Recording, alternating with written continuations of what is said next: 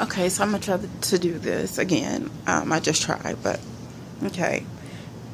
I'm here because I want to talk about this. It's been on my heart to speak to the world face to face about my situation, and it wasn't until Lady Gaga came out yesterday publicly and announced that she has a disease called PTSD, and it's not only a disease for veterans.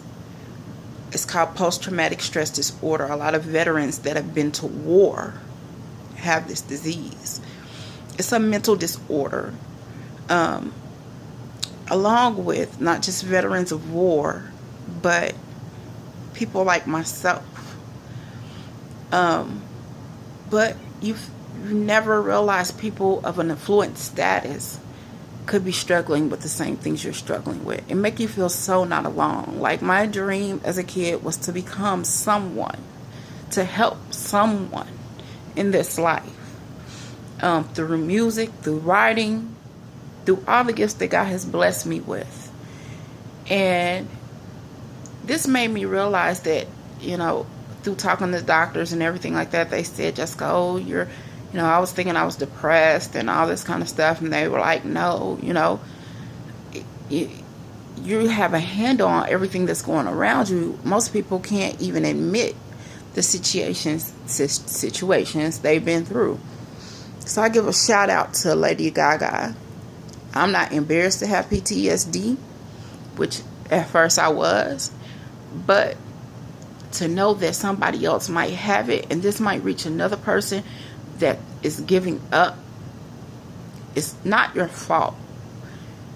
I was molested time and time again by not one, not two, couple people, right? And it made me feel so unworthy, so unloved, so alone. And so shout out to Lady Gaga for writing that song, You'll Never Know. And shout out to Miss Sheryl Underwood. I was sitting here wanting to see something funny, waiting on my daughter to arrive, de-stressed from my day.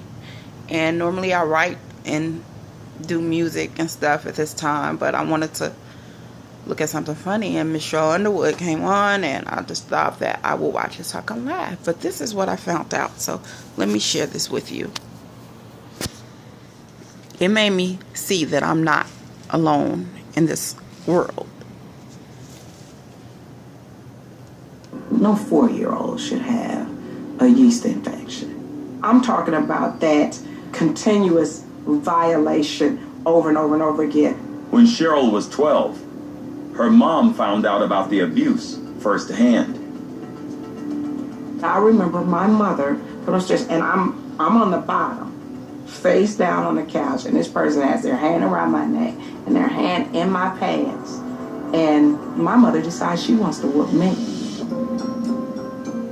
My mother hit me in the face, and I hit her back, because I'm tired, and you ain't my mama. Anytime you whoop me for what you see somebody doing, I ain't got no mama. And then I started to make sure that I slept with my sister, so that if this is happening to me, it's probably happening to her, and she can't read, write, or talk. And I knew that day that I was going to end up taking care of my sister, and she lives with me to this day. Years later, Sheryl would address these experiences from the bully pulpit of stand-up. Here's my problem with the whole R. Kelly situation. Where was the mama? Where was the mother? When you're on stage, it's therapeutic. So you're really talking about your pain. And for Sheryl, I know that's what makes her so funny, because the pain cuts so deep. Has somebody found out that there was a child molester in the black church? A little old lady would have got up and said, I have an announcement to make. Deacon Johnson will not be driving the church van or over the youth group no more, because he's touching the children. Sheryl's refuge growing up was her father's house in Chicago, where she spent her summers.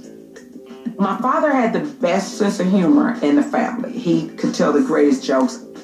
Friday nights were the big thing. It was almost like performance night for all of us. In the middle of the kitchen floor, we would all have our little routines and jokes and things of that nature. Ironically, Sheryl was the only one in the family who wouldn't perform. She wasn't funny to me. In fact, she was a real serious person. I thought I was the funny one, really. When I found out she was going to be a comedian, I was kind of shocked. I said, well, what funny things are you going to say? She may not have been snapping off one-liners, but Sheryl was fascinated by